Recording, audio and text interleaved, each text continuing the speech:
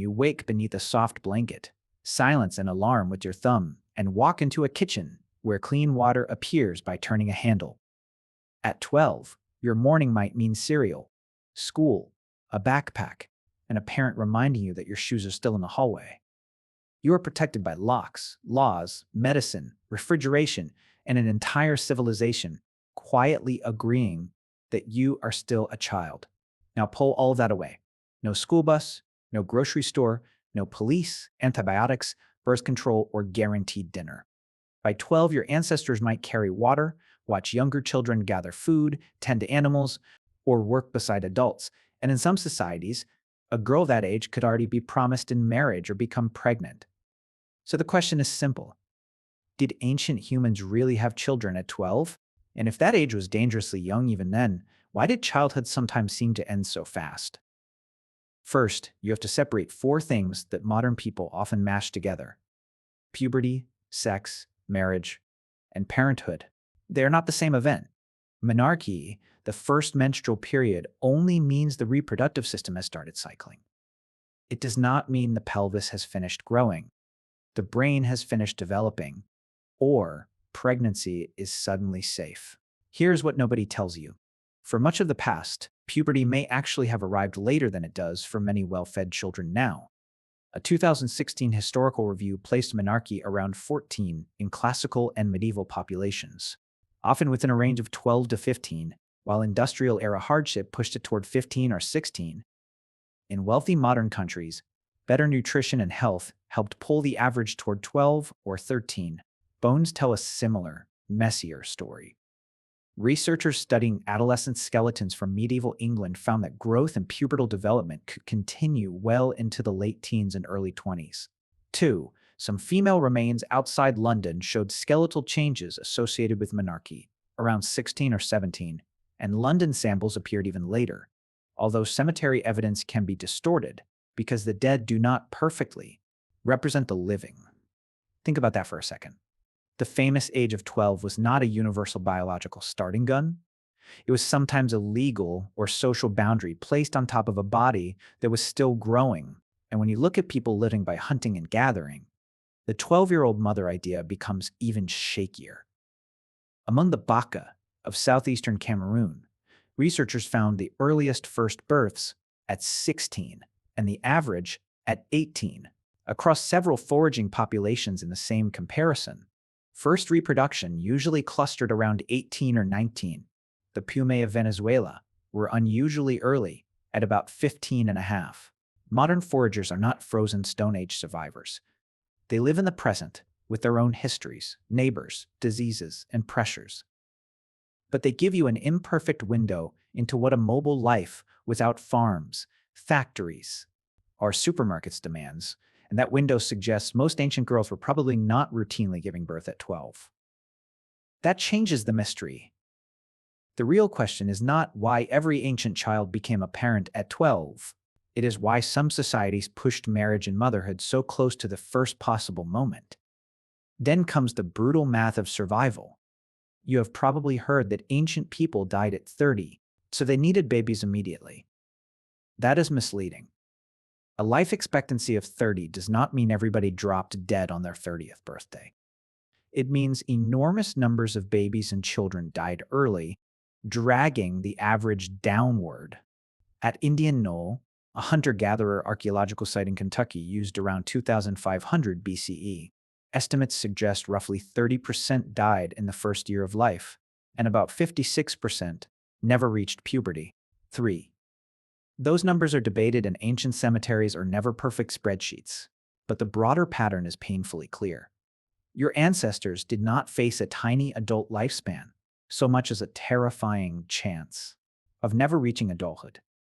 Here's what does not make sense until you think about it. High child mortality did not make 12 an ideal age for childbirth. It made families desperate for enough births across enough years that some children would survive. If you reached adolescence, you might still live for decades, but disease, injury, famine, infection, and childbirth could strike without warning. Waiting until your late 20s to start a family, the normal choice in many modern cities, would have looked less like careful planning and more like gambling with a future you were never guaranteed. Still, Biology resisted. A very young mother was growing while her fetus was growing, forcing both bodies to compete for energy. Modern health data cannot be pasted directly onto prehistory, but it reveals the underlying problem. Adolescent mothers face higher risks of serious pregnancy complications, while their babies face higher risks of prematurity and low birth weight. Pregnancy at 12 was possible. Safe was another matter. So ancient life created a compromise. Reproduction often began earlier than it does in modern wealthy societies, but usually not at the first sign of puberty.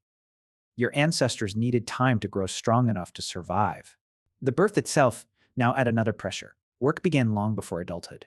In your life, 12 can mean homework, games, and chores designed to teach responsibility. In a foraging camp, responsibility might keep somebody alive. A 12-year-old could carry an infant, collect fuel, process food, find water, dig roots, trap small animals, or remember which plant made your stomach hurt last season. 4. A large study covering 690 children and adolescents in 12 hunter-gatherer and mixed foraging societies found that work generally increased with age. Children provided childcare, domestic labor, and food production. In favorable conditions, some could even gather more calories than they personally consumed. But here's the part nobody talks about. Early work did not mean early mastery. Human survival required an absurd amount of knowledge. Landscapes, seasons, animal behavior, tools, plants, weather, social rules, and that took years to learn. Researchers studying human evolution describe adolescence as a prolonged training period, not an accidental pause before real life. Your ancestors grew up early and slowly at the same time. By 12, you might be useful. By 16, you might be highly capable, yet you could still depend on older hunters, experienced gatherers' parents, siblings, and grandparents for the hardest food and the knowledge that stopped one mistake from becoming a funeral. Then farming changed the equation. Once families settled, stored grain, claimed fields, inherited animals, and defended property, marriage became more than a bond between two people. It could join households, settle debts, secure labor, preserve land, produce heirs, and lock alliances into the next generation. A daughter's age became part of an economic strategy controlled mostly by older adults. Roman law shows how sharp that pressure could become. Roman legal sources treated 12 as the minimum age at which a girl could enter a valid marriage, because jurists linked that age to presumed puberty. Yet evidence summarized by classicist Bruce Fryer indicates most Roman women married later, often between 15 and 20, while elite families were more likely to arrange earlier unions for dynastic advantage.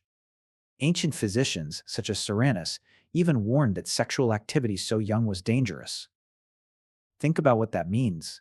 512 was not proof that Roman girls suddenly became adults. It was proof that a society could draw an adult line wherever inheritance, status, and male authority found it convenient. And sometimes, even that legal line was ignored. Roman jurists discussed underage girls who had already undergone wedding ceremonies, signed dowry arrangements, and moved into a husband's household before 12. Their existence exposes the darkest part of the answer. Early motherhood was not always a clever survival adaptation. It could also come from coercion, inequality, and children having almost no power over decisions made about their bodies. A harsh environment explains pressure.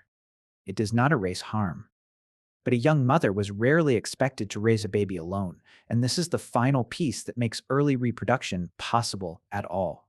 Humans are strange primates because your babies are helpless for years, yet mothers can have another child before the previous one can feed itself. That only works because child rearing becomes a group project. Fathers, grandparents, aunts, older siblings, and unrelated campmates carry, feed, watch, teach, and protect children. Among optoforagers in the northern Philippines, researchers found childcare moving through wide networks of relatives and non-relatives, often exchanged through kinship and reciprocity.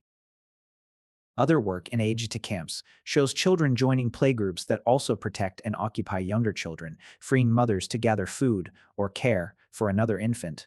Here is the unexpected solution. Ancient societies did not survive early parenthood. because 12-year-olds were magically tougher than children now. They survived because a mother was often one person inside a much larger machine of hands. That machine could be loving. It could also be controlling. The same grandmother who taught you how to soothe a newborn might support a marriage you never chose. 6. The same household that kept your baby alive might depend on your labor and demand another pregnancy soon after. Nothing about this world was simple. So, did ancient humans have kids at 12? A few did.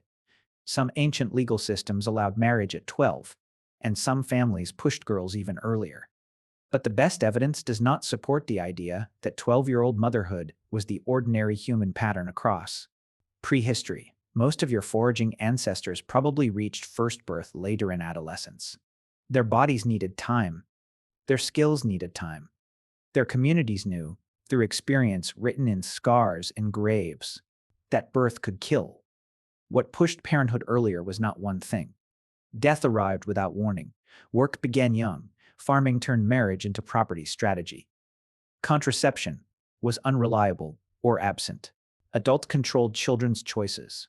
And families answered those pressures with earlier unions, repeated births, and a web of relatives who helped keep each fragile child alive. But zoom out, and the deeper story reverses the title. Humans did not evolve by deleting childhood.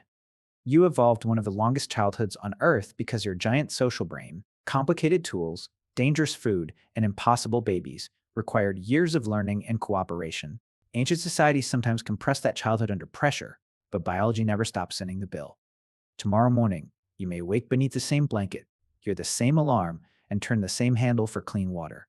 Somewhere nearby, a 12-year-old may complain about school, lose a shoe, stare at a phone, and remain gloriously unprepared to raise another human being. That is not weakness. It is civilization doing its job. The miracle is not that ancient children grew up too fast. It is that you are finally allowed not to.